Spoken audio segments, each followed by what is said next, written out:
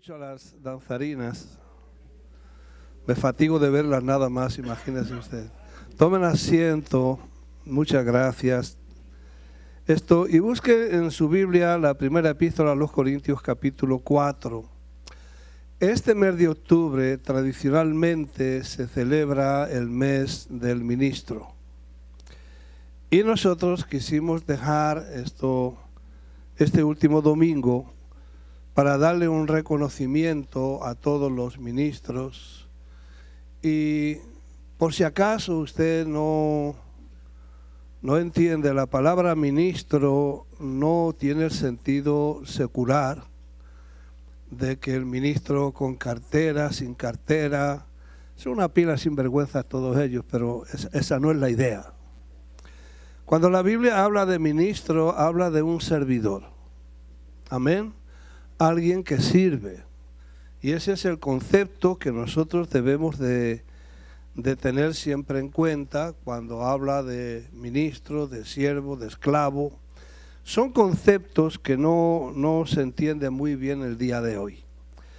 Pero si queremos atender a la palabra de Dios, son conceptos muy fuertes. Un siervo conlleva la idea de un esclavo.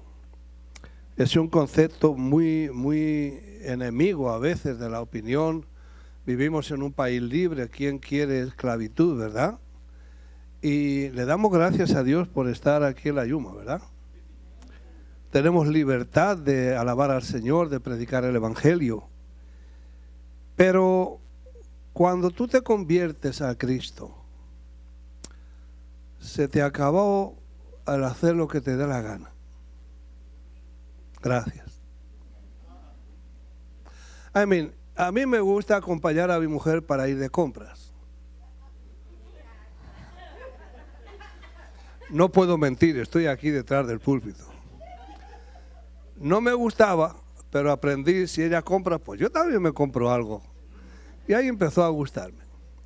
Y cuando yo me compro algo, con lo que yo compro, hago lo que me da la gana.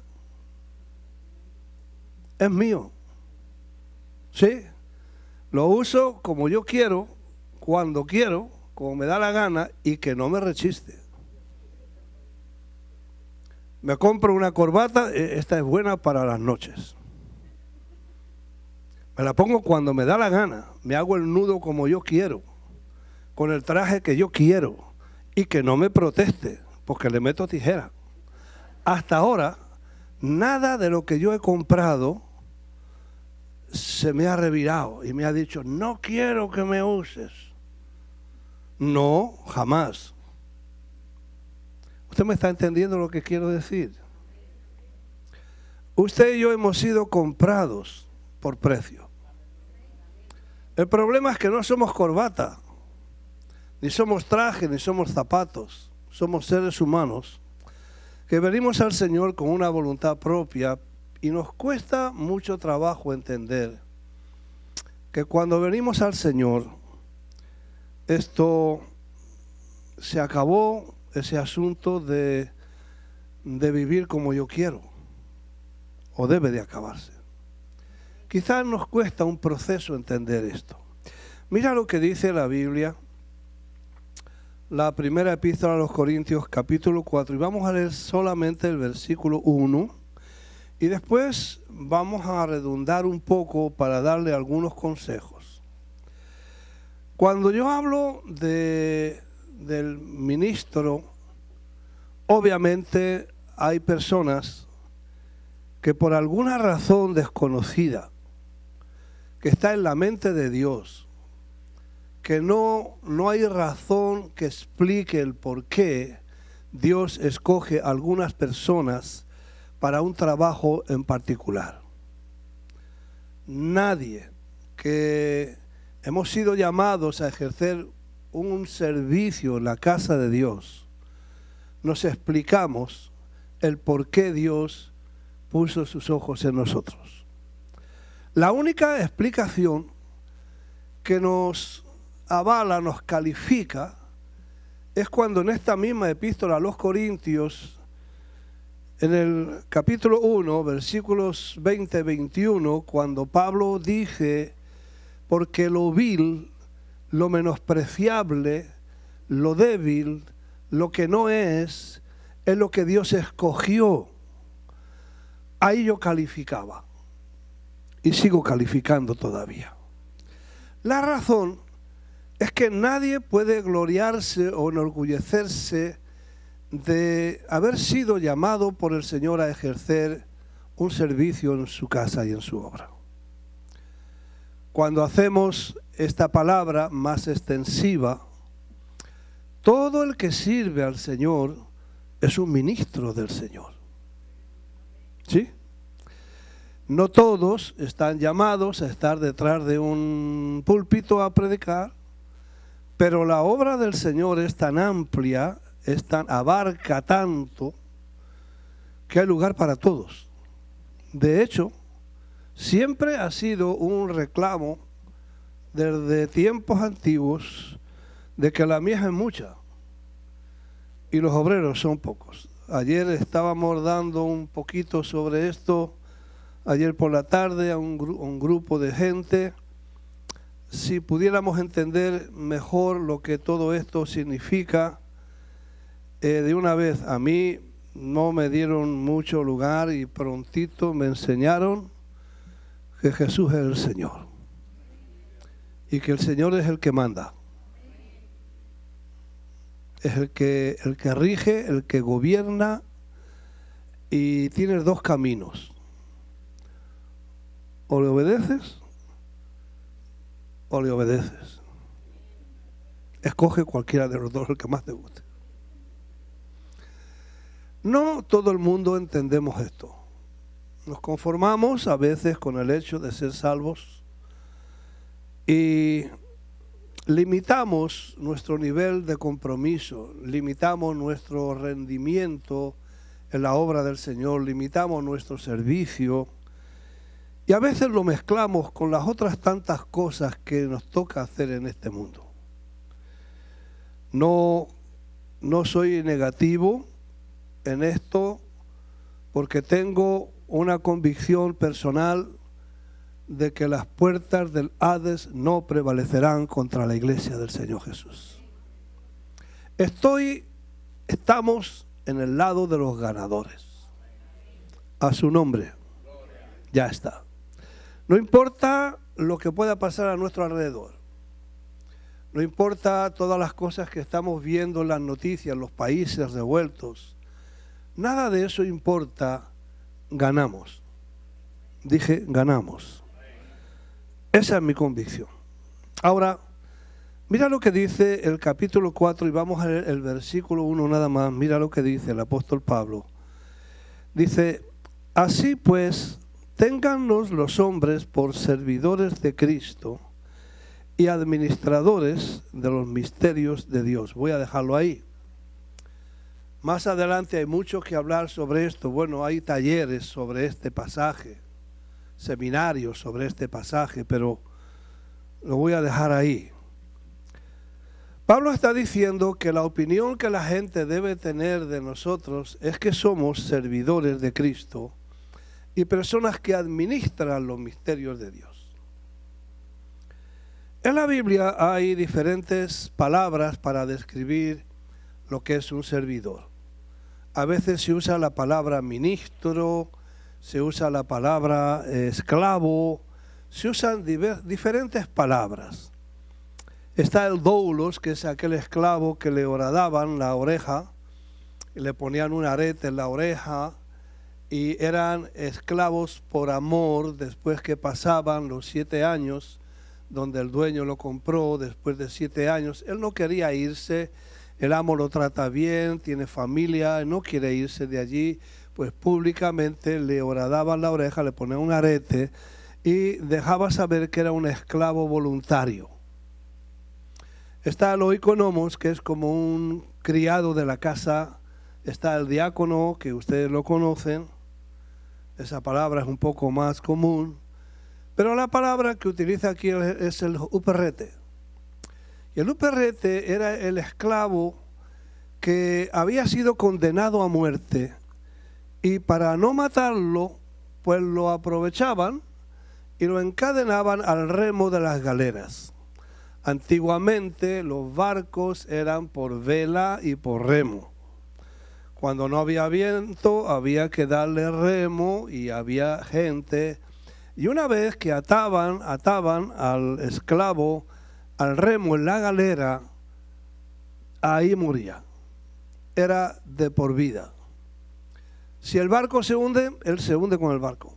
Si el barco no se hunde, allí tiene que vivir. Esa es su casa, esa es su vida. Pablo expresa en otra manera en la parte donde él dice y se aplica a sí mismo estando en la cárcel y dice: Pablo, prisionero de Jesucristo. Ahora, el Uperrete era una persona condenada a muerte. Lo digo esto para que se anime.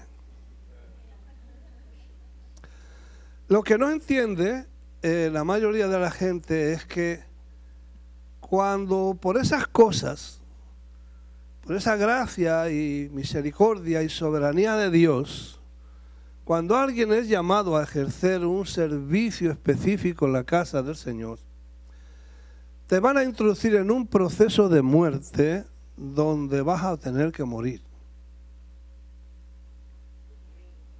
Tan entusiasmados con la prédica hoy que da gusto. ¿Cuántos quieren ser pastores? Es para que se anime usted. No quiere usted que Dios le use, quiere ministerio. Pues que sepa que el Señor lo explica y lo dice. Juan 12, por ejemplo, dice: si el grano de trigo no cae a tierra y muere, queda solo. Pero si muere, lleva mucho fruto. Hay un taller, un seminario, que lo he predicado en otros lugares. ¿Qué le pasa a la semilla cuando está en tierra? Pero no voy a hablar de eso hoy, porque no me da la gana hablar de eso hoy. Escogí algo diferente. Se introduce a la persona que Dios llama a un proceso donde tenemos que ir aprendiendo. Y si lees todos los pasajes que tienen que ver con el discipulado, te vas a dar cuenta de que hay que renunciar a todo. No puedes amar a nadie en absoluto más que al Señor. Tienes que negarte a ti mismo. Y nos hacemos la pregunta: ¿y qué quiere decir eso? Pues es sencillo, te explico un poco. Todos tenemos anhelos, deseos, sueños. Reaccionamos de cierta forma ante determinadas circunstancias. Y muchas veces las reacciones que tenemos, los deseos que tenemos, los pensamientos que tenemos, no son buenos. Digan amén, aunque sea esto, hombre. Se me van a quedar ahí dormidos. ¿Cuántos han tenido malos pensamientos esta semana? Levanten la mano. Sean sinceros, venga. Claro, entonces, pues, ¿para qué hago la pregunta yo, verdad? Todos nosotros, hombre. Pero cuando hablamos de negarte a ti mismo, es cuando tienes un impulso de hablar, pensar o reaccionar y aprendes a reprimir ese impulso. Te muerdes la lengua y empiezas a pensar en otra cosa porque sabes que lo que estás pensando, y empiezas a dominar y a entender lo que la Biblia llama dominio propio o templanza. Es cuando te viene un impulso y lo reprimes. Caballeros, a los hombres, les pongo un ejemplo. Cuando vas por la calle y pasa una mujer bonita y la tuya no va contigo, porque algunos son tan descarados que aun yendo con la mujer de ellos, y vuelven la cabeza y se le va a partir el cuello. ¿Está bien eso? Entonces, ¿qué es lo que haces tú? Pasa por ahí la vez, pero la primera mirada es inevitable, pero la segunda, ¿se puede evitar o no se puede evitar? Cierra los ojos, aunque tropieces con la farola. Pero, ¿me explico? Empiezas a aprender a reprimir impulsos. Te dicen cualquier barbaridad por ahí, ¿y cuál es la reacción natural? Soltarle otra barbaridad más grande. Pero te muerde la lengua, reprimes. Quieres hacer algo que tú sabes que está mal, reaccionas como todos nosotros y empiezas a aprender a ejercer el dominio propio. La Biblia dice que el hombre que sabe dominarse a sí mismo, Proverbios, es altamente sabio, ha adquirido un nivel de sabiduría increíble. Porque empiezas a ser el Señor y el dueño de ti mismo, y tú no puedes ni yo rendirle a Cristo un área de tu vida que todavía no la dominas. Por eso tenemos problemas para rendir áreas de nuestra vida al Señor, porque todavía no la dominamos nosotros. Nos domina esa área, cualquier cosa que sea.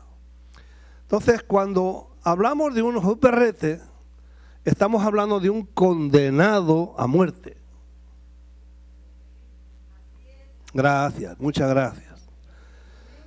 El esclavo, en el contexto de la Biblia, cualquiera de ellos ha perdido la voluntad propia, y todo lo que debe de hacer es hacer la voluntad de su dueño. Ya no se manda a él. Ahora hay alguien que le manda a él. Hay una autoridad y su labor, su única labor es obedecer. Por eso dice el Señor, el esclavo no sabe lo que hace su Señor. Lo único que hace el esclavo es obedecer. Y aún el siervo inútil es el que hace lo que debe de hacer. Gracias. Muchas gracias. Yo quisiera, estoy tratando de graduarme de siervo inútil. Que cuando me muera me den un certificado de siervo inútil. Porque el siervo inútil es el que hizo lo que debía de hacer. Y yo no he llegado a ese punto todavía. Así que soy más inútil que el siervo inútil. Todavía no sé por qué Dios no me manda un rayo y me elimina rápido. Es que Dios es bueno. Es que Dios es bueno. Ahorita le voy a dar. Pero quiero que tengamos esto en cuenta, porque lo quiero hablar acerca de algunos consejos a los condenados. Me da risa la palabra, no la palabra, sino la cara de ustedes. Me da risa. Condenados a morir. En un proceso de muerte para poder llevar fruto y ser fructíferos. A su nombre. Los consejos que les voy a dar salen del diccionario de palabras hebreas, donde tienen significados que quizás a nosotros nos pueden pasar por alto. Así que voy a ir nombrándolas una a una y luego más o menos repetir qué es lo que significa, porque son consejos que debemos de apropiarnos todos nosotros de ellos. Así que vamos a ir al libro de Isaías 43, y vamos a poner esto. ¿Quién está allí a cargo de los videos? Eso es. La primera palabra, ahí están las citas bíblicas si usted las quiere anotar. El Shana. Significa esa palabra año en hebreo, y el significado de la palabra año significa repetir. Para el hebreo, el año es una repetición del año anterior. Pero a la vez, esa palabra tiene otro significado y significa cambio. La idea que está presentando es la siguiente, que debemos de considerar y tener en cuenta. Hay hábitos que formamos, hay cosas que repetimos, pero también debemos de tener la flexibilidad de los cambios que Dios trae a nuestra vida. Dice Isaías 43, 19, he aquí que yo hago cosa nueva. Pronto saldrá a luz, ¿no la conoceréis? Otra vez abriré camino en el desierto y ríos en la soledad. Lo cual me indica que toda persona que sirve al Señor debe de mantener ciertas cosas fijas. Hay cosas que no cambian. De hecho, Malaquías, entre otros, hay una frase que dice Dios, dice, yo no cambio. Hay cosas que no van a cambiar. El mensaje de la palabra, eso no va a cambiar. Pero a la vez Dios es un Dios que hace cosas nuevas. Y toda persona que sirve al Señor debe de tener la flexibilidad de a veces dejar lo repetitivo para aceptar las cosas nuevas que Dios trae a nuestra vida. Yo soy un baby boomer. ¿Alguien sabe lo que eso significa? Porque yo hasta ahora no me he enterado lo que eso significa. Quiere decir que estoy viejo. Más o menos. Estoy viejo. Y hay cosas que se forman hábitos y hay cosas, si usted se ha dado cuenta, el mundo es cambiante. Hay cosas que yo no acepto. Pero hay otras cosas que debo de aceptar si quiero actualizarme al tiempo y al mundo en que vivimos. ¿Me explico? Diga al que está a tu lado, flexibilidad, firmeza en lo que no cambia y flexibilidad en lo nuevo que Dios trae a nuestra vida. El mensaje no cambia, manténgase ahí firme. Pero la forma en que debemos de comunicar el mensaje es posible que cambie con el tiempo. ¿Sí? Ahora hay cosas que funcionaron un tiempo y hoy ya no funcionan. Debemos de cambiar y actualizar eso. ¿Estamos de acuerdo? No podemos trancarnos. Hay cosas que a mí no me gustan. ¿Para qué les voy a contar? Hay cosas que no me gustan. ¿Por qué no me gustan? Porque yo fui criado de una manera, en una época y en una forma que es diferente a la manera en que hoy se educa y hoy vive la gente. Entonces, ¿qué debo de hacer yo? Retener lo incambiable, pero ser flexible en lo que se puede cambiar y mejorar. ¿Estamos de acuerdo? No hacerlo así presupone el entierro del ministerio. Estaba escuchando el otro día o oyendo el otro día de iglesias que hoy día están vacías y son edificios abandonados. ¿Cómo va a ser? Los hay. Yo le puedo mostrar alguna que otra. ¿Por qué? Porque hay una erosión. Y la erosión es silenciosa, es lenta y es sutil. Cuando la iglesia no se actualiza con el tiempo y el lugar donde Dios la coloca, comienza a erosionarse y nos vamos poniendo viejos. Y empezamos a no querer aceptar los cambios que Dios está trayendo y comenzamos entonces, ¿qué le pasa a los viejos? Los morimos, brother. Entonces, la iglesia va disminuyendo porque no se conecta con el mundo en el que está viviendo. Y no estoy hablando de modas antibíblicas, no, estoy hablando de la manera o la forma en que Dios obra en el día de hoy.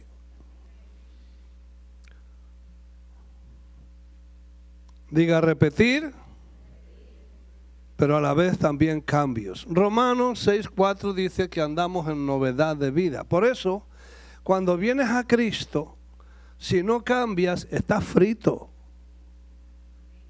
¿Aló? Hay una nueva autoridad sobre ti. Hay un nuevo rey, hay un nuevo orden de cosas. Y tienes que cambiar. Y dice la palabra en Corintios 5, el que está en Cristo, nueva criatura es, las cosas viejas pasaron, he aquí todas son hechas nuevas. Romanos 12, 2. Transformaos por medio de la renovación de vuestro entendimiento para que comprobáis cuál sea la buena, perfecta y agradable voluntad de Dios para con vosotros. Cuando te conviertes al Señor, tú no puedes seguir siendo el mismo demonio que eras antes de conocer a Cristo. Estoy de madre, ¿verdad? ¿Me explico? Hay que cambiar. Entonces yo tengo que aceptar los cambios.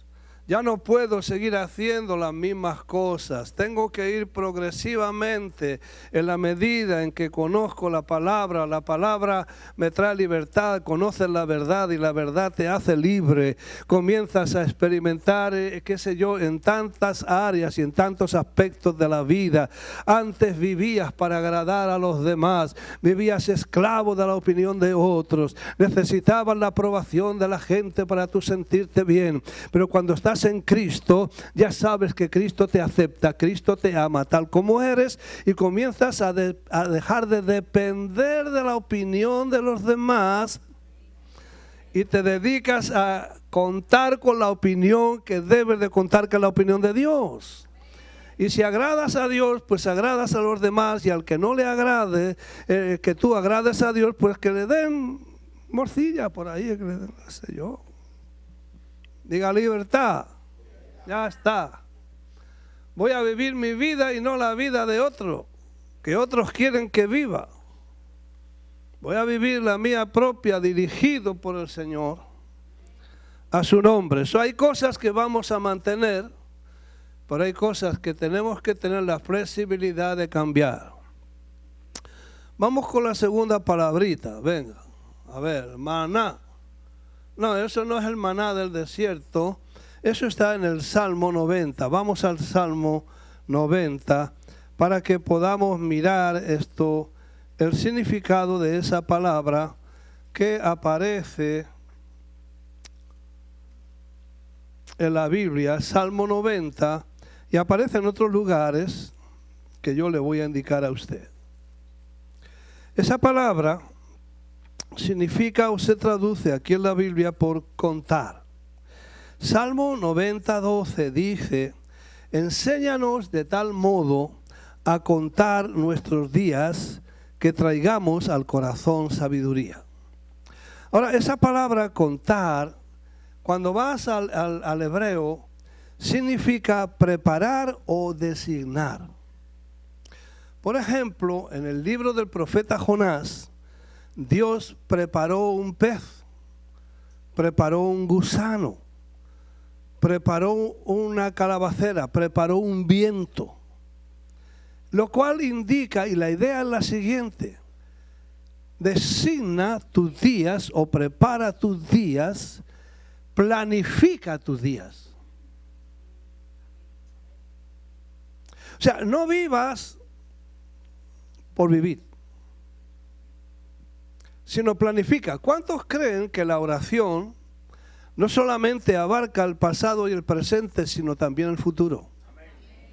Y cuando, lo hemos dicho tantas veces, cuando tú quieres alcanzar una meta, tú debes de preparar o designar o planificar tus días.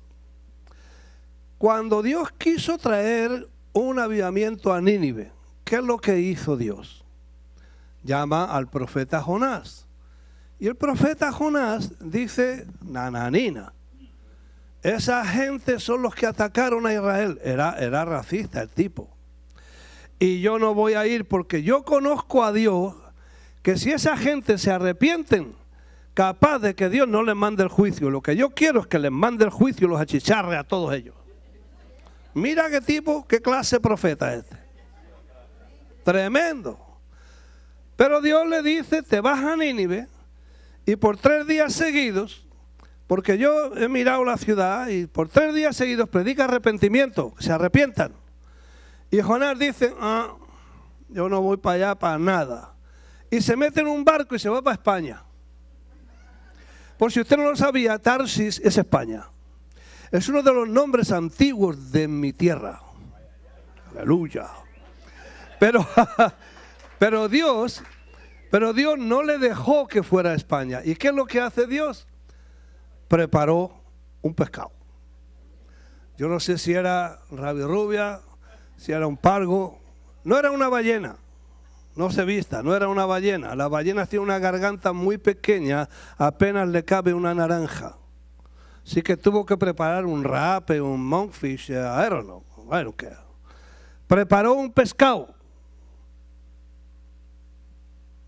Usted sabe, ¿no? Lo que hizo el pescado. Se lo zambulló sin masticar. Se ve que el profeta no se había bañado y lo vomitó en la playa.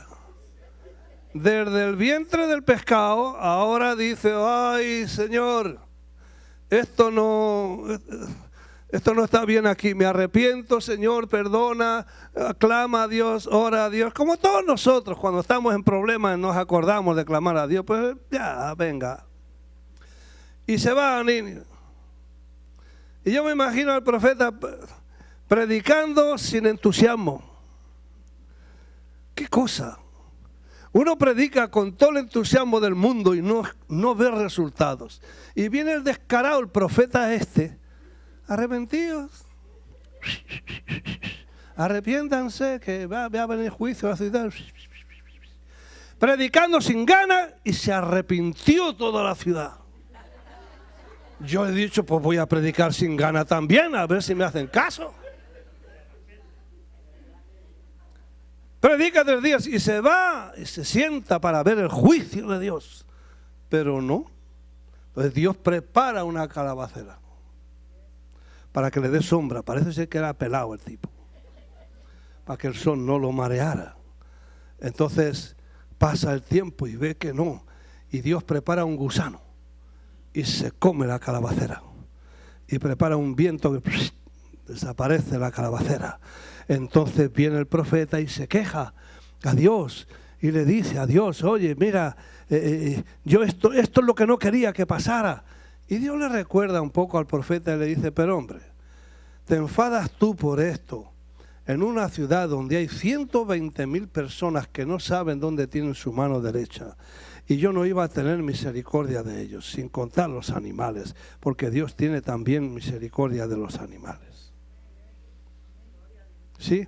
Prepara tus días, designa tus días. Ayúdame a preparar, a designar, a planificar mis días de manera que traiga sabiduría al corazón.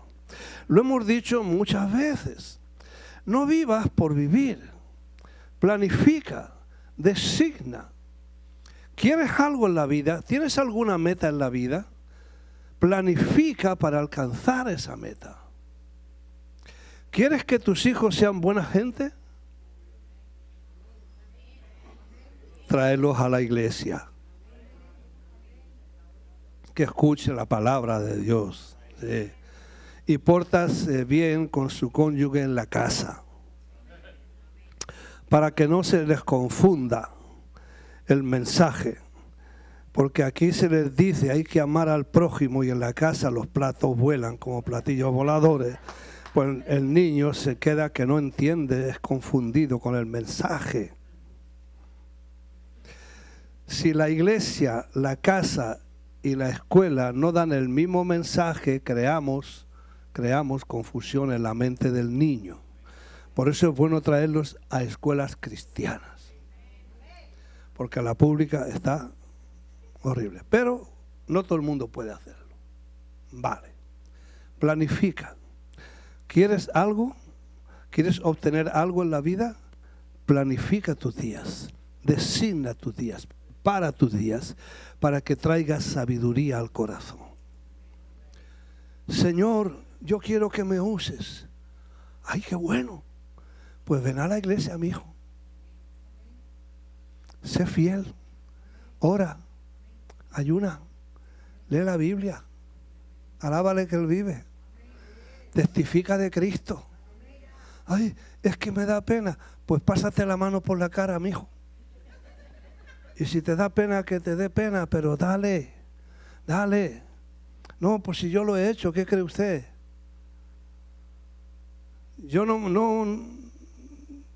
quiero hablar de mí mismo, pero a veces hablo de mí mismo para no coger a otro, para el bochinche. Pero si usted supiera cuántas veces yo he tenido que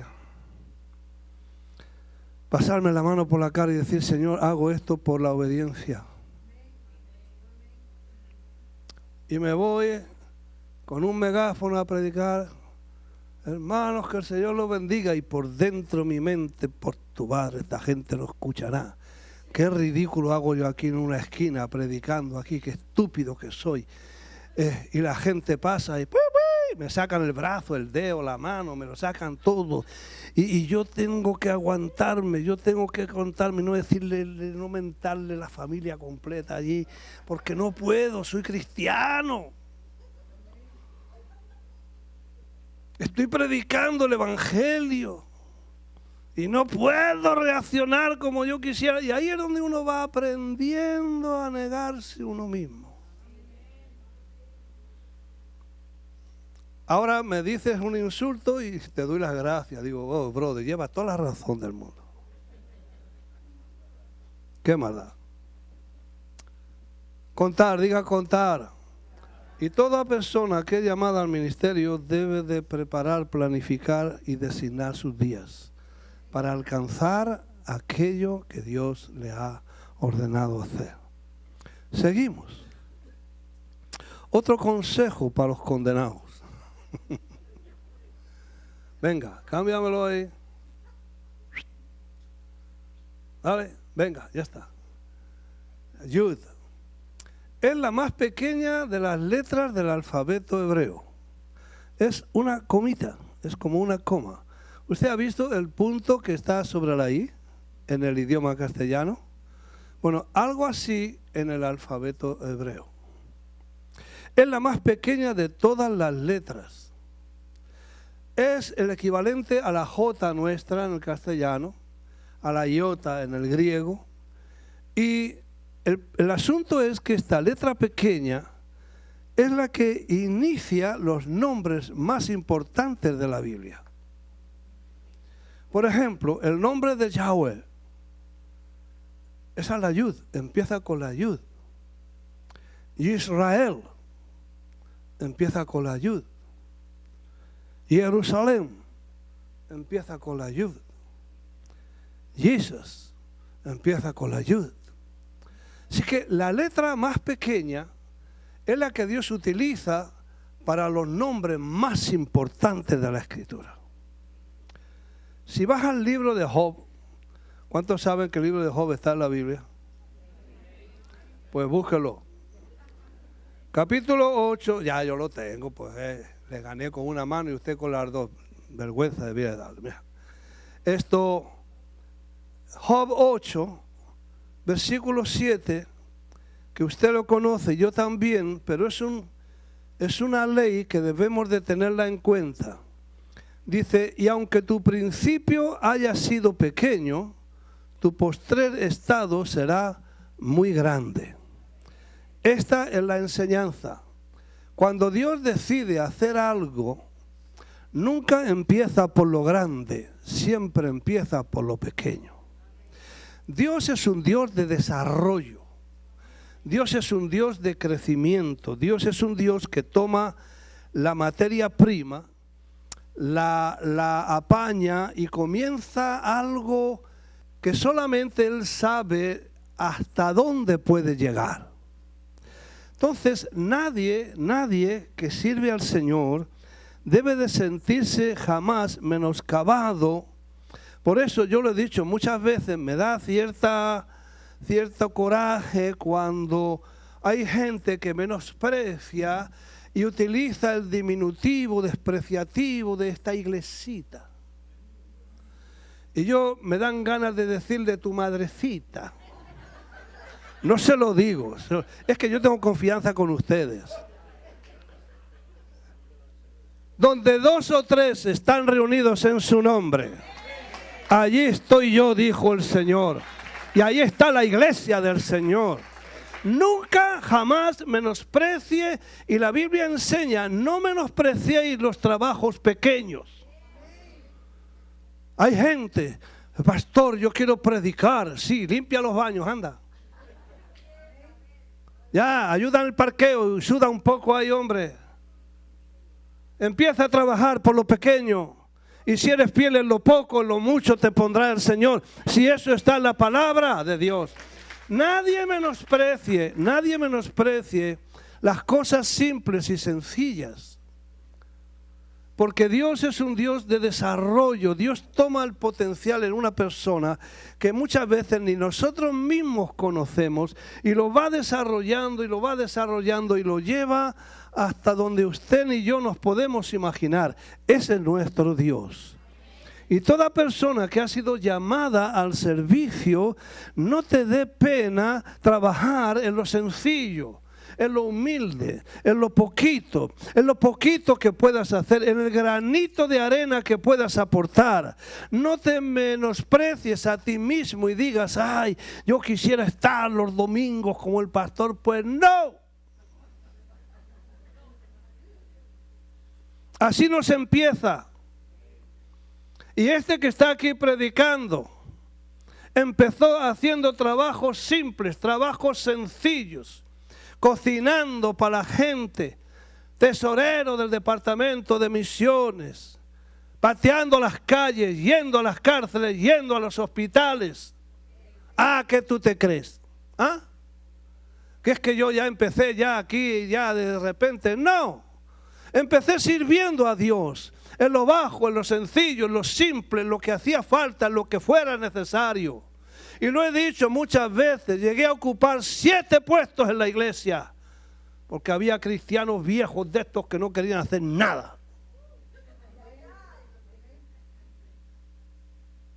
Hermano, necesitamos maestros para la escuela dominical. Y se miraban, se miraban unos a otros y se miraban unos a otros. Y yo levantaba la mano. No, pero usted no tiene experiencia, ni falta que me hace, la adquiero en la práctica.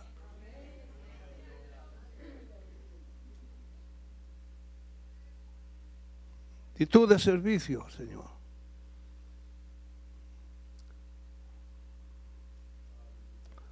Diga por lo pequeño. No pienses, ay, si yo les contara, porque la verdad Dios me ha bendecido con muchas experiencias que me han enseñado muchas cosas. Fueron tiempos y fueron momentos que uno atraviesa por ellos y vas viendo la mano de Dios obrando. Pero el principio está ahí, en lo poco, en lo sencillo, en lo simple. Sé fiel en eso. No pienses que lo poquito que haces, eso nadie lo va a notar. Dios lo está observando. Dios lo está observando. Yo que no quiero ser repetitivo, pero me acuerdo que estaba cocinando. Uno de los puestos que tenía es que era presidente del departamento pro templo. ¿Sabe usted lo que eso quería decir? Que tenía que cocinar todos los domingos para las pilas de hambrones que había ahí en la iglesia. Para levantar fondos para el templo, para pagar el templo, para qué sé yo. Y como no sabían manejar cantidades, y allí había que cocinar para 100 personas, y las pobres mujeres pues no sabían, cocineras en su casa, pero no sabían. Entonces yo era el que me tenía que meter, y a veces me tenía que perder el servicio, que era lo que yo más amaba, para estar en el otro edificio, y había días que yo estaba allí y no estaba muy bien. Menos mal que siempre he sido profesional y nunca le he escupido a la comida que hago. Porque hay cocineros sinvergüenzas que lo hacen. Y me acuerdo que había campaña un día allí. Estaba el predicador de Puerto Rico. Estaba aquello bueno. Y yo allí cocinando. Y llegó el predicador. Hermano, ¿cómo está? Pues aquí bien. Y me oye hablar. ¿Usted es español? Sí. ¿Y cómo se tomó su familia su conversión? No se lo ha tomado de ninguna forma. Siguen inconversos, impíos. Yo estaba mal. Estaba de mal humor. Y me dice el predicador, ¿sabe usted por qué yo vine aquí? Digo, pues no. Pues mire, yo vine aquí porque yo estaba allá. Y el Espíritu Santo me dijo, ve allá y dile a mi siervo que mientras él cocina me está ministrando a mí. Oh, gracias, Señor. Le pedí perdón al Señor y me di cuenta de esta lección. Por muy simple, aunque sea un trabajo que no tiene nada de espiritual, aparentemente, se le está ministrando al Señor. Cuando tú recibes la gente, cuando ayudas en el parqueo, cuando limpias los baños, cuando barres la iglesia, cuando arreglas las sillas, le están ministrando al Señor. Es un trabajo que se hace para el Señor. Y por ahí se empieza. Y luego Dios te va llevando a otros niveles. Y luego Dios sigue haciendo su obra y te lleva a donde Él quiere llevarte. Next, la próxima.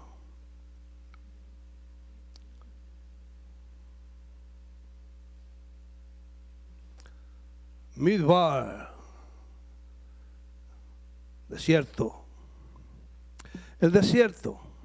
El desierto es importante en la Biblia. Y esta raíz hebrea viene de la raíz davar, que significa hablar. Cuando Dios quiso hablar con el pueblo de Israel, lo llevó al desierto. A Moisés lo llevó al desierto. A Elías lo llevó al desierto.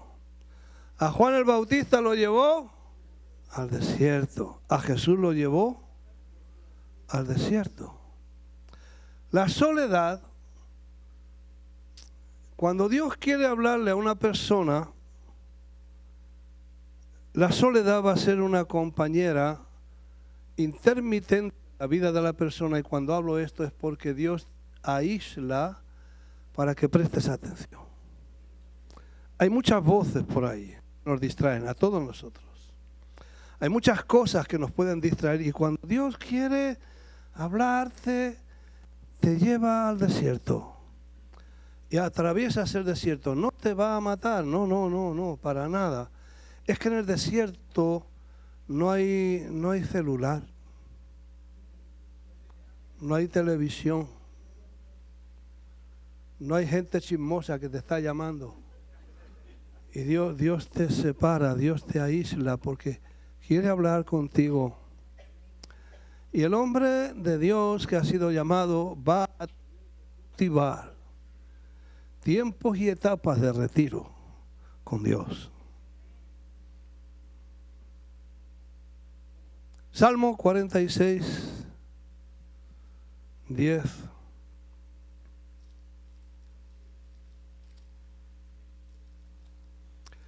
Las citas bíblicas las tiene usted ahí, si usted quiere las apunta. Dice el Salmo, estad quietos y conoced que yo soy Dios. Seré exaltado entre las naciones, enaltecido seré en la tierra. Hay otra porción en la Biblia donde dice, en descanso y en reposo serás salvo. Dios le dijo a Moisés, estad quietos y verás lo que yo hago. A Josafat le dijo, no vais a pelear vosotros, yo pelearé, estad quietos y ved la salvación de Jehová. En quietud, diga en quietud, y en reposo, escúcheme, porque hay veces que Dios nos llama a la guerra. Desenvainen la espada, monten al caballo, vamos a la guerra. Pero hay otras ocasiones donde Dios te dice, tranquilo, tranquilo, cálmate, que yo voy a pelear por ti. Y cuando Dios hace eso, debemos de aprender a estar en quietud, en reposo y en silencio delante del Señor. Usted va a ver en la Biblia citas donde, por ejemplo, habla y dice, y tienes que mirar el contexto para poder entender, donde dice, entrad por sus atrios, ¿cómo? Y por sus puertas con alabanza. Pero luego hay otra palabra que dice, Jehová está en su santo templo. cállese todo el mundo delante del Señor. O sea, uno discierne en esto, y cuando servimos al Señor tenemos que pedirle a Dios que nos diga cuándo gritar y cuándo callar. Necesitamos oír la voz del Señor. Desarrollar sensibilidad para oír la voz de Dios es esencial en la vida de todo cristiano, mayormente en la vida de todo ministro. He dicho, mis ovejas oyen mi voz y me siguen. Den un aplauso al Señor, que están ahí medio así.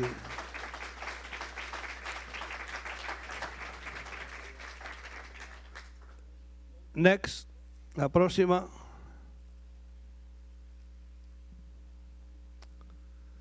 Shamayim y Arez. El significado literal es cielos y tierra. Toda palabra en hebreo que termina en im es un plural.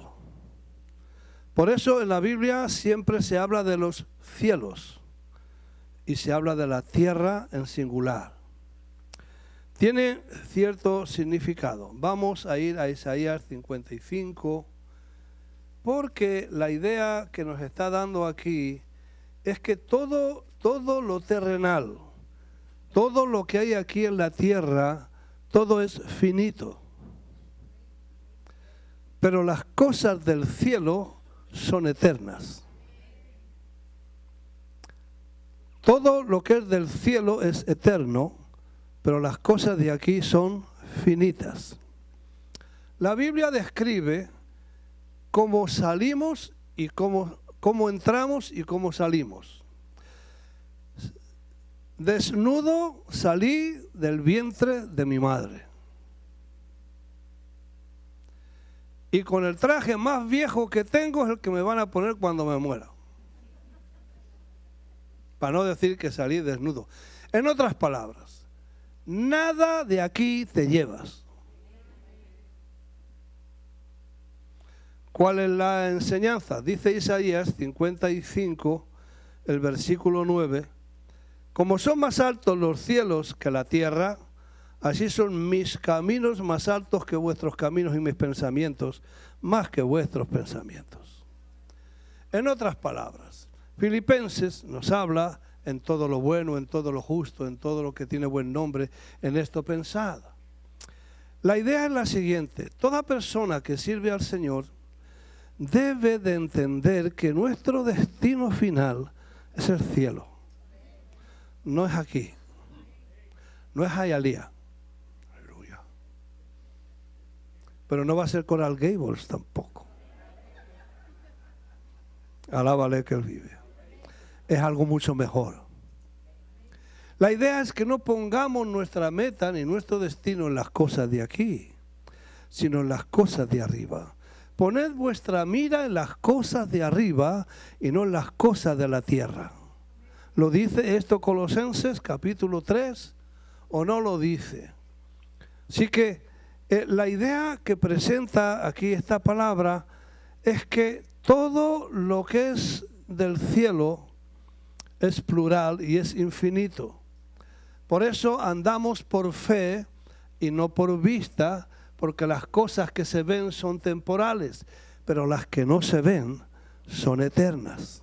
¿Sí? Dicho quizás en otra palabra, palabras que si la leemos no nos enteramos, pero que una vez que conocemos los significados, nos traen ciertas lecciones en la vida y cosas, consejos que debemos de tener presentes en nuestra vida. Diga: lo infinito, lo eterno, lo invisible. Nuestra vida está escondida con Cristo en Dios. Aleluya. Seguimos. La serpiente. ¿Cuál es el concepto? Yo creo que era una cascabel lo que Sofía puso ahí. ¿Cuál es el concepto hebreo de la serpiente? A mí no me gusta ninguna, se las regalo todas. Pequeñas, grandes, medianas, todas se las regalo. No me gusta ninguna. Si veo alguna la mato. Ese soy yo. A lo mejor hay gente que las pone de pet en la casa, las tienen como un, no sé, yo las mato. La serpiente en la Biblia es una representación del mal. Lo curioso de la serpiente es que es un animal de sangre fría. Nosotros somos de sangre caliente. Y es un animal que usted sabe que fue maldito por Dios desde el principio y se retuerce cuando camina, porque la esencia del mal es torcer lo bueno. La mentira tuerce la verdad, la retuerce. El odio tuerce el amor. La esencia de lo malo es torcer lo bueno. ¿Sí? Entonces, yo tengo que entender algo. El hecho de que la serpiente es un animal de sangre fría nos da a entender que el odio, la envidia, es frío, y al ser frío es limitado. Dije, es limitado. Sin embargo, aquello que es caliente como nosotros deja de ser limitado y es algo que puede estar continuando. La idea es la siguiente: por mucho que ataque el enemigo, por más que se tire con todo lo que tiene, nunca podrá vencer al bien. Dice Isaías 54:17, ningún arma forjada contra ti prosperará, y condenarás toda lengua que se levante contra ti en juicio. Esta es la herencia de los siervos de Jehová, y su salvación de mí vendrá, dijo Jehová. En el servicio al Señor debes de tener presente siempre que por más que el diablo te ataque, por más que los demonios te caigan arriba, nunca podrán vencerte.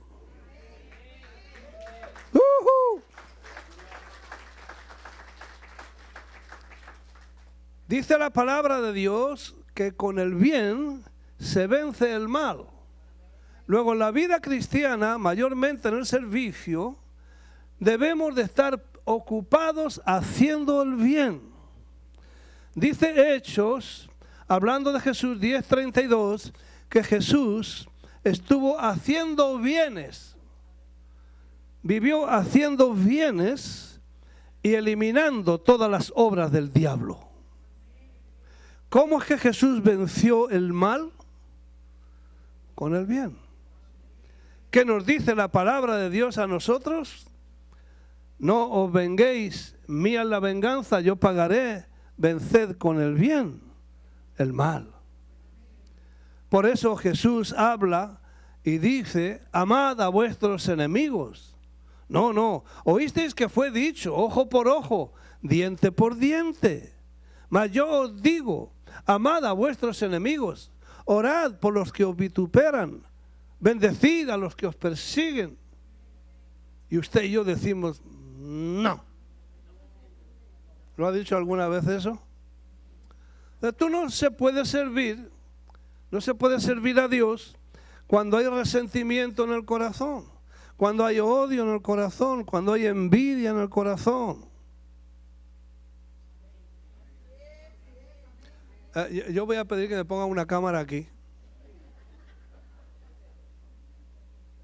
para distraerme un poco después viendo los rostros de ustedes. Lo bueno siempre vencerá a lo malo. Y por más que el enemigo trate de hacerte, tú mantente haciendo lo bueno. Dije, mantente haciendo lo bueno.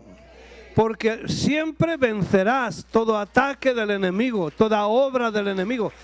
El enemigo no podrá contra ti jamás. A su nombre. ¡Hey! ¡Qué garantía más hermosa! Ninguna arma, nadie que se levante contra ti. Y el Señor lo dice, todo el que se levante contra ti lo hace sin mí. Y si tenemos el respaldo del Señor, ¿qué podrá hacer el pobre diablo?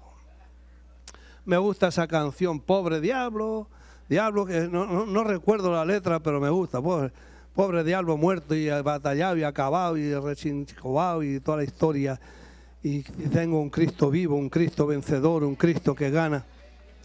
A su nombre sea la gloria. A su nombre sea la gloria. El mal, escuche, el mal es limitado.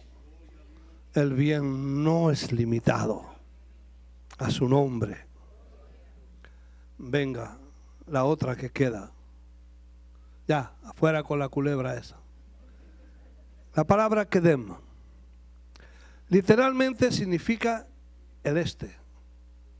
Y tiene que ver con dirección. Tiene que ver con dirección. Por ejemplo, el templo fue edificado de cara al este. Toda oración del pueblo de Israel tenía que ser dirigida hacia donde estaba el templo, al este. Cuando llegas al templo, el altar del sacrificio estaba en el lado más oriental del templo o del tabernáculo y el lugar santísimo estaba en el lado más occidental. Luego el sacerdote iba de este a oeste, de oeste a este, de este a oeste, porque las demás cosas estaban en between los dos extremos, entre los dos extremos. Viene la pregunta, y en la Biblia nunca vas a ver norte a sur. No existe. Siempre vas a ver de este a oeste. ¿Dónde nace el sol? Diga, en el este, hombre. Yo espero que usted sepa eso, ¿no? ¿Por dónde se pone? Por el oeste. Pues claro, todos los días lo vemos cuando sale y cuando se esconde, ¿no? Ahora, lo que es el oeste para nosotros es el este para otros. Y lo que es el este para mí es el oeste para la otra parte de la tierra. ¿Qué es lo que quiere decir esto? Vamos a ir al Salmo 103. Salmo 103, esto es importante.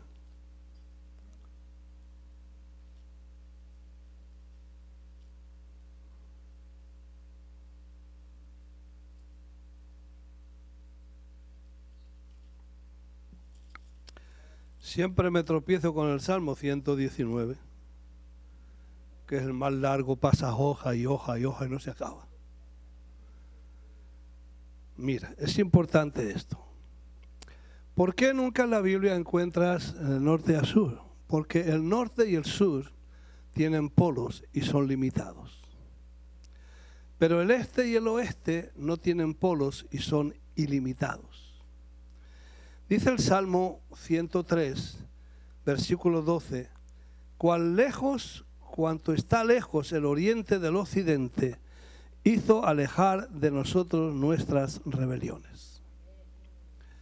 Si el pecado nuestro Dios lo apartara solamente de norte a sur, serían unos cuantos kilómetros, pero nuestros pecados han sido alejados de oriente a occidente. Y hay otra frase que dice, y nunca más se acordará de ellos. Es muy importante en la vida cristiana, sobre todo en el ministerio. ¿Cuántos pecaron esta semana? Gracias. Por lo menos tengo una iglesia llena de gente sincera. Gloria a Dios. Pecadores pero sinceros. Aleluya. ¿Dónde es que hizo alejar nuestros pecados? Del oriente.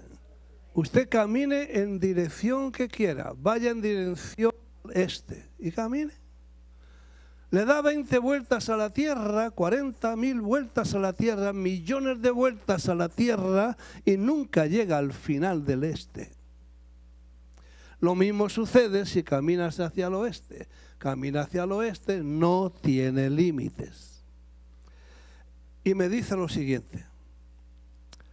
La mayoría de nosotros venimos de una cultura donde nos han enseñado mea culpa, mea culpa, mea grandísima culpa. Quiere decir por mi culpa, no vaya a confundir que es una palabra en latín. Por mi culpa, por mi grandísima culpa. y nos han metido culpabilidad hasta por los ojos. Y vivimos todos nosotros culpables. Y hay una culpa que es genuina, pero hay una culpa que es falsa. No me está agarrando. A mí me costó tiempo entender esta palabra. Que Dios cogió mis rebeliones y las alejó. Como está lejos el oriente del occidente, la otra palabra las echó al fondo del mar y nunca más se acuerda de ellas. Quiere decir, a ver si me explico, la palabra justo, justificado, quiere decir que Dios te ve como si nunca hubieras pecado.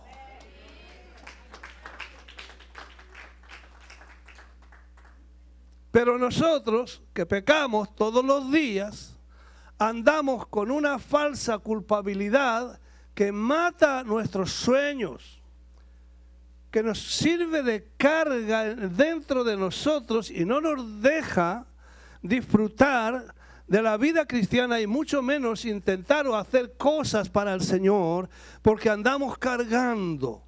¿Cuántos de nosotros vamos en oración? Ay, Señor, otra vez me tiras de caminar. Aló, perdóname, yo no sé cómo tú no te has aburrido de mí. Pero no queremos creer que cuando el diablo va allá y le dice a Dios, ¿has visto a tu hijo Eduardo Pérez, el galleguito? Porque capaz de que allá me digan el galleguito también. No, le voy a decir, en una ocasión un demonio me lo dijo, gallego, te voy a matar, mata a tu abuela que me va a matar a mí. Tú estás vencido, estás pateado, pisoteado, echado fuera. ¿Qué te pasa, tío? Pero a lo que voy, a usted, al Padre, ¿tú lo has visto, lo que hizo, lo que dijo? Mira. Y entonces el Padre mira y me dice, pues yo no veo nada. Pero ven acá, Dios, ¿es que tú no lo puedes ver? Pues no. Lo único que yo veo es la sangre de mi hijo que lo cubre de la cabeza hasta los pies. Yo no veo más nada. Porque estamos revestidos de Cristo. De esa manera yo puedo acercarme, como dice la Biblia, con toda confianza en certidumbre de fe, al trono de la gracia y buscar la ayuda oportuna de los que tengan necesidad. No tengo que ir con timidez, no tengo que ir... no soy digno. Usted ha orado así, es que yo no soy digno. No soy digno. Repetía conmigo cuando iba a la misa, es que no somos dignos de entrar en tu casa. Pues sí, no somos dignos, pero somos dignos por la justicia de Cristo aplicada a nuestra vida. Denle un aplauso fuerte al Señor. Entonces tú no puedes servir al Señor cargado de esa culpabilidad falsa. Te invito a algo. Cuando ores y vayas a Dios, acuérdate que Dios no se acuerda de las metidas de pata que has tenido. ¿Te las has restregado en cara alguna vez? Oye, y esto no es una licencia para hacer lo que te da la gana, porque Dios es tu Padre, y como buen padre, si te tiene que dar un pescozón, te lo da a mí también y a cualquiera. Pero Dios no anda metiéndole culpa a sus hijos. A su nombre. A su nombre. A su nombre. Usted y yo tenemos que entender esto. Dios ha hecho alejar nuestras rebeliones, como el oriente y el occidente están lejos ilimitadamente, infinitamente. Así ha hecho alejar nuestras rebeliones y no se acuerda de ellas. No es que Dios tenga mala memoria, es que Dios simplemente... es que la sangre de Cristo tiene poder. Y cuando hemos sido justificados, eso es lo que quiere decir la palabra justo. Ni usted ni yo somos justos en la práctica. Pero la posición, la justicia de Cristo ha sido aplicada a nuestra vida. Y Dios nos ve como si nunca hubiéramos pecado. Por eso es que cuando el diablo se presenta delante de Dios, el acusador de nuestros hermanos, ¿usted ha leído la Biblia? El acusador de nuestros hermanos va delante de Dios. ¿Y qué le dice Dios? ¿Aló? ¿Qué le dice Dios? Get out of here. Han sido lavados por la sangre del Cordero, justificados por la justicia de Cristo, imputada a cada uno de los que hemos creído y hemos sido declarados justos. Alguien, como si nunca hubiera pecado, cuando usted sabe que en la práctica eso no es cierto. Y nos cuesta trabajo creerlo. Y seguimos, por mi culpa, por mi grandísima culpa. Se te pegaron los frijoles, por mi culpa, por mi grandísima culpa. Te metieron un clasonazo en el tráfico, por mi culpa. El jefe te echó la bronca, por mi culpa. Y andamos con la culpa, cargando una culpa falsa que te impide disfrutar tu relación con Cristo. Él ya sabe la materia prima que Él compró. Él la conoce. Por eso es que nos reviste de su justicia, porque nosotros no tenemos justicia propia en nosotros. Y nos mete en un proceso donde vamos aprendiendo, donde nos va perfeccionando, donde va trabajando con nosotros, pero que no llegamos a la perfección hasta que no le demos la patada a la lata, señores. Algunos se desaniman, como hacía yo no sirvo para cristiano, yo no sirvo para ser bueno, yo soy malo, y sigo siendo malo, pero no se lo diga a nadie.